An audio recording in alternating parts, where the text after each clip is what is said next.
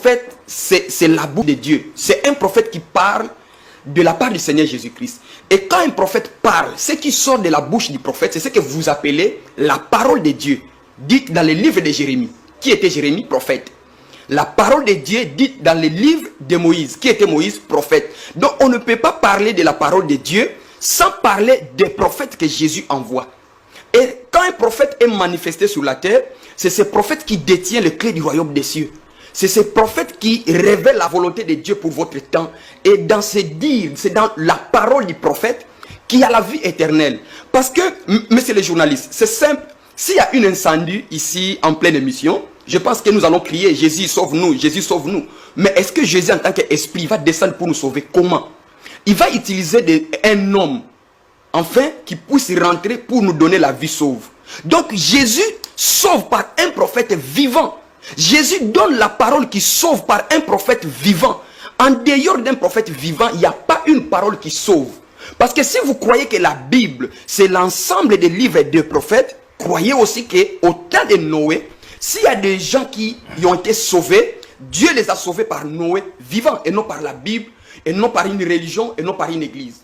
Si au temps de Moïse, il y avait des gens qui ont reçu la vie éternelle, Jésus-Christ qui est le même hier, aujourd'hui et éternellement, les a sauvés par la parole que Moïse prêchait. Aujourd'hui, il ne peut pas changer. Il sauve directement par le prophète Kakou Philippe, qu'il a envoyé avec la parole qui donne la vie éternelle. Rejeter le prophète Kakou Philippe, c'est rejeter la parole du Seigneur Jésus-Christ, c'est rejeter Jésus. Vous êtes perdus. Jésus dit dans Jean 5, 39, il dit, vous sondez les Écritures. Vous lisez les Écritures, vous pensez que c'est en elles que vous allez trouver la vie éternelle. Pourquoi? Parce que Jésus sait que ce n'est pas par les Écritures qu'on doit recevoir la vie éternelle. Ce n'est pas en lisant la Bible que vous serez sauvés. Ceux qui ont tué Jésus, ils avaient les Écritures. Apôtre Regan, je voudrais un peu te relancer sur cette Écriture.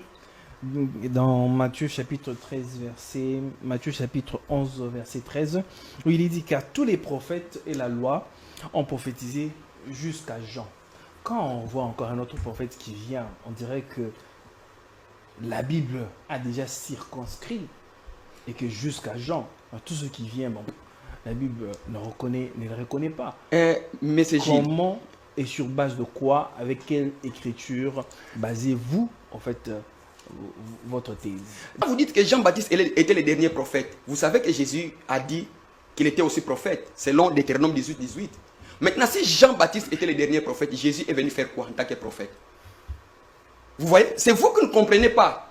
Parce que si Jésus était prophète, donc Jean n'était pas le dernier prophète.